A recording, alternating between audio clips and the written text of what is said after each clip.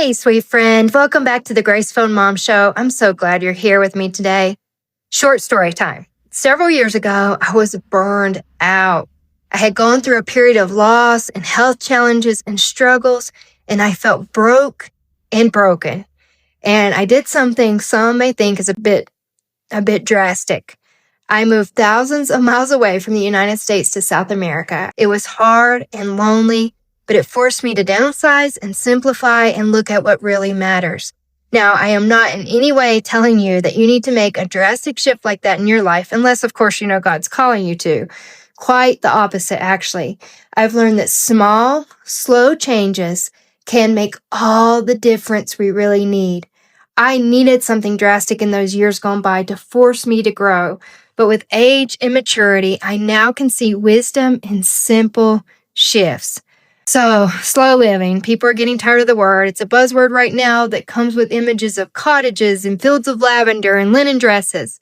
But what is it really about? And can we, as modern day busy moms, learn something from it? We totally can. And it doesn't require us to buy a cottage in the woods or pack our bags and fly over the ocean. Personally, I would love a cottage in the woods, and I'm praying to get there someday. But until then, what can we do to slow down in the world in which we already live? We're going to talk about it today, and maybe we should call it slowish living, because let's be real. Most of us moms aren't exactly frolicking through flower fields. We're juggling laundry, sticky toddler hands, and maybe even work from home tasks. But even in the middle of all that, I want to share how you can create a slower rhythm that brings more peace, presence, and connection with God.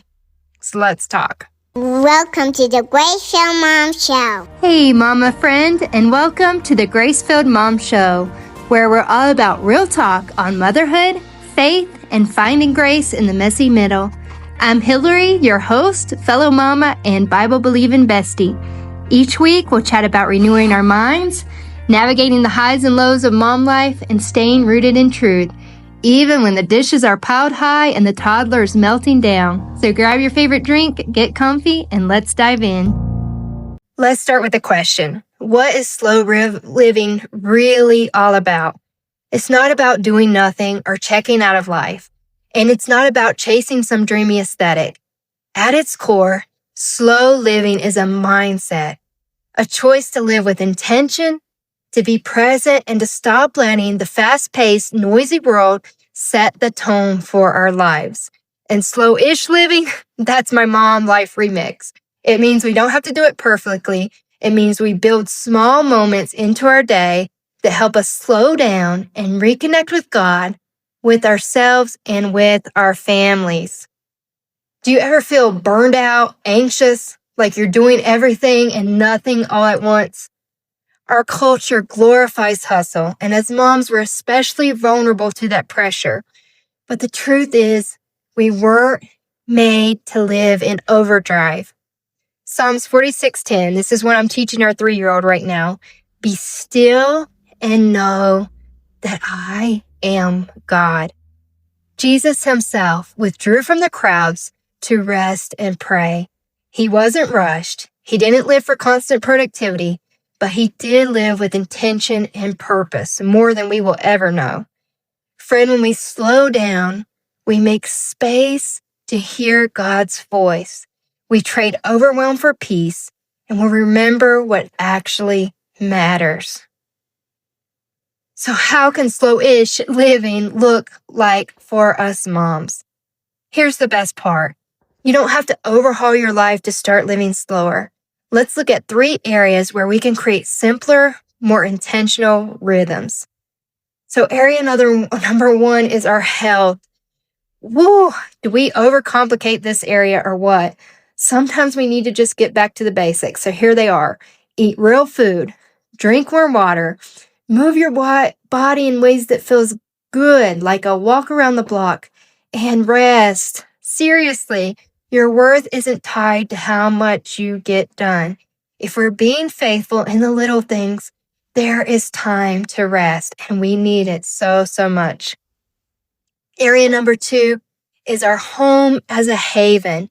Your house doesn't need to be spotless or Pinterest worthy, but it can be a place of peace, and it needs to be. We can start by decluttering one drawer. We can light a candle with a cozy scent, make a quiet reading corner, play soft music while we tidy up. There are so many little things that we can do to make our homes feel more peaceful. And area number 3 is happiness through presents. This day and age, our world struggles so much with presents. It's something that I have to remind myself of and practice all the time. So how can we practice presents through the day? We can laugh with our kids. We can watch the rain. We can sip our coffee or warm beverage slowly. We can journal our prayers, and we can celebrate small wins and savor small moments. And what I mean by celebrate small wins is stopping to take a moment of gratitude. I just did an episode about this, so if you missed that episode, I'll link it in the show notes. So what are some other daily slow living activities we can do? Deep breathing, gratitude journaling, drawing or painting, walking barefoot in the grass, cooking from scratch, watching a cozy period drama, playing a board game with your kids, reading your Bible without rushing. Take time and really meditate on a verse. The key is to do one thing at a time, not while scrolling, not while multitasking, just one thing. I know that can feel strange at first.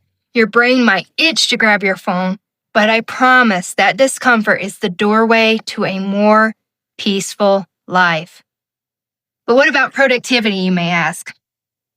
I love a good planner, and I know you probably do too. So let me be clear, you can still be productive. Slow living isn't about doing nothing, and if you've been around here more than a minute, you know I'm all about the systems and rhythms. But it's about doing the right things with peace and focus. I like to think of it as grace over hustle. I can work toward my goals, but I do it at a pace that honors my health, my family, and my God.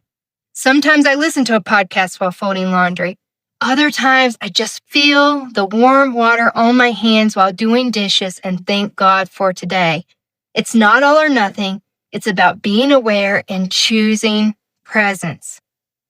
So friend, if you're a mom who's ever said, I don't have time to slow down, you're exactly the kind of mom who needs this.